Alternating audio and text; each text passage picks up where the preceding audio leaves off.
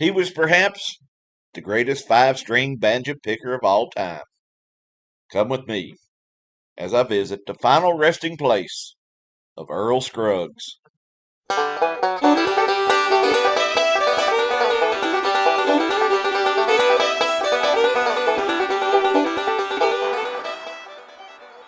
Hello everyone, and welcome back to Springhill Cemetery here in Nashville, Tennessee. Over the past several weeks, we have visited the graves of many of the country music personalities who are resting here. People like the king of country music, Mr. Roy Acuff, country comedian Speck Rhodes, along with George Morgan and Keith Whitley, just to name a few. As you enter the cemetery off of Gallatin Pike, one of the first graves you see is the grave of Mr. Roy Acuff. If you walk just a short distance directly behind Mr. Acuff's grave, you will come to the impressive monument that is the final resting place of Earl Scruggs.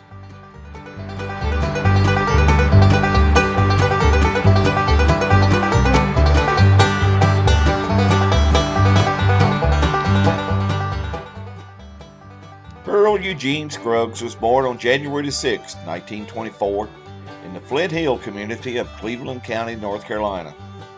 Earl was the youngest of George and Louise Scruggs' 5 children, and all of Earl's brothers and sisters played either the guitar or banjo or both.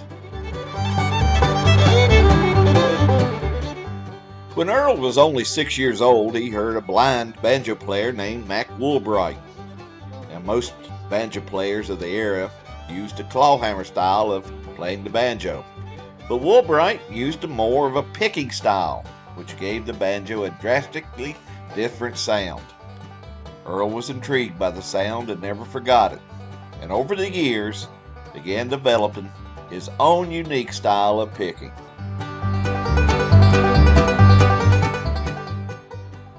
By the time he was 11, Earl was well on his way to perfecting the three-finger style of picking that over the years became known as the Scruggs style. At 15, Earl joined a bluegrass group called the Morris Brothers, but had to quit and return home because he could make more money in the textile mills. He worked in the textile mills for a few years until he heard that Bill Monroe had an opening with his bluegrass boys. Bill hired Earl, and it was there that he first met a guitar player named Lester Flatt.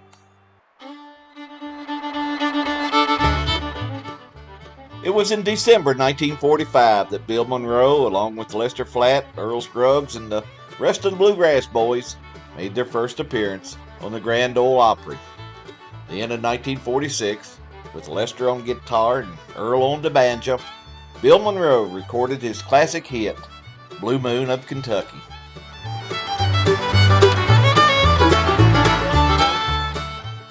Bill and the Bluegrass Boys played an exhaustive schedule throughout the country, but Bill had a standing rule that the group had to be back in Nashville in time to play the Opry on Saturday nights.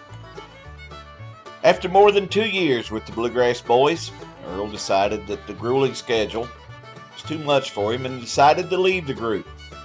Unknown to Earl, Lester had also decided to leave the group as well. Bill was upset with the pair, claiming the two had concocted a plan to leave the group together. Both Lester and Earl denied Bill's accusations. To say that Lester and Earl left the Bluegrass Boys on good terms is an understatement. In fact, Bill did not speak to the pair for over 20 years. In 1948, shortly after leaving the Bluegrass Boys, Lester Flatt and Earl Scruggs joined up and formed a band called the Foggy Mountain Boys. Flatt and Scruggs strived to make their sound different from the Bluegrass Boys, and in doing so, they replaced the mandolin with the dobro, played by Uncle Josh Graves.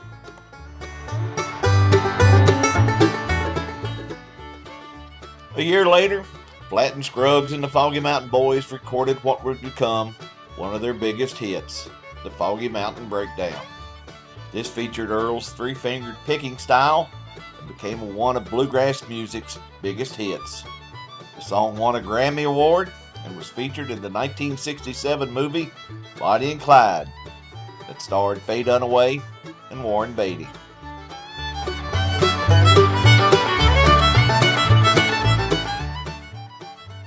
For more than 25 years, Lester Flatt, Earl Scruggs, and the Foggy Mountain Boys was one of the most successful acts in bluegrass music. In 1953, the Foggy Mountain Boys picked up Martha White Flowers as sponsor.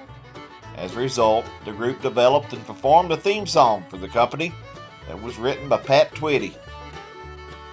In addition to hosting the early morning Martha White show on WSM Radio, Flatt and Scruggs and the Foggy Mountain Boys also hosted the Martha White portion of the Grand Ole Opry. The Martha White theme song became one of the catchiest jingles in all of advertising, and along with the Foggy Mountain Breakdown, was one of the group's most requested songs.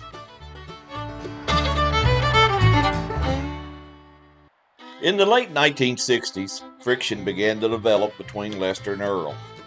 Finally, in 1969, after more than 25 years together, Lester Flatt and Earl Scruggs parted ways. The parting was not on good terms, as the two did not speak for more than 10 years. After the split, Lester formed a new group with Curly Seckler and Marty Stewart called the Nashville Grass, while Earl formed the Earl Scruggs Review, which consisted of his sons Randy, Gary, and Steve, along with Vassar Clements, former Foggy Mountain Boy, Uncle Josh Graves. Then, in 1979, Lester was in the hospital, and Earl made an unannounced visit to Lester's bedside. Even though Lester's voice was barely more than a whisper, the two talked for more than an hour. They even talked about reuniting, with Earl responding that they'd talk more when Lester gets better. Lester would never recover and passed away a few weeks later on May the 11th, 1979. A few weeks back, I visited the grave of Lester Flatt in Sparta, Tennessee, and I'll put a link to that video in the description below. The Earl Scruggs Review toured throughout the country in the 1970s and early 80s. Then Earl decided to retire from the road, but he continued to record, releasing albums with such stars as Tom T. Hall and Doc Watson. He appeared on the Opry and occasionally at the Opryland Park. In 2002, Earl decided to join Doc Watson and Ricky Skaggs in releasing a live album called The Three Pickers. A few years later, Earl decided to retire to his home in Franklin, Tennessee. But in retirement, Earl wasn't forgotten. Every year, family and friends would gather at his home to celebrate his birthday. The celebration would consist of a buffet dinner, after which those in attendance would gather in the living room for an informal jam session. Over the years, the attendees included the likes of Tom T. Hall, Vince Gill, Mac Wiseman, Porter Wagner, Bill Anderson, Marty Stewart, Jerry Douglas, and Uncle Josh Graves. In 2004, at Earl's 80th birthday, Porter Wagner said, "Earl is to the five-string banjo what Babe Ruth was to baseball. He's the best there ever was, and the best they ever will be." No truer statement was ever made. Earl Scruggs died of natural causes at the age of 88 on March 28, 2012.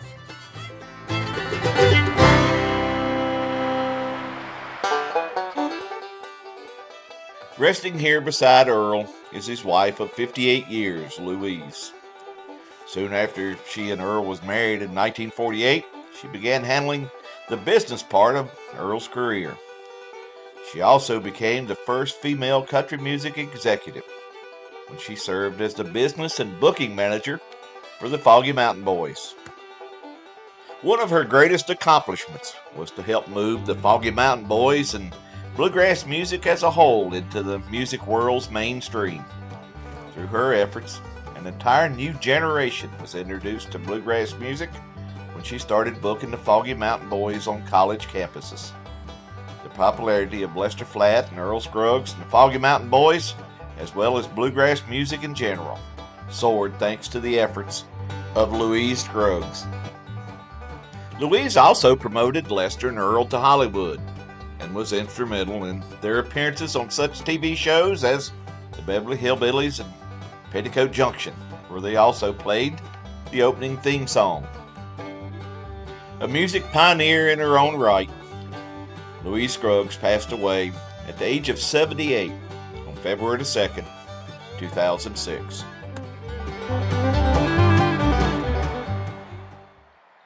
Well, I'm going to end this video here at the grave of Earl and Louise Scruggs. If this is your first time here, I'd like to welcome you to my channel and hope you'll stick around. Most of the content on this channel is cemetery related, and I upload a new video every Sunday morning. So if you enjoy this type of content, I hope you'll consider subscribing and be sure to ring that bell for notifications. And while you're at it, a thumbs up is always appreciated. Next week, I'm going to wrap up my visit to Springhill Cemetery by visiting the grave of the old singing ranger, Hank Snow, who's resting just a short walk away from the grave of Earl Scruggs. Until then, I ask that you please remember, life is a wonderful journey. Be sure to take time and enjoy it. And I'll see you down the road. So long, everyone.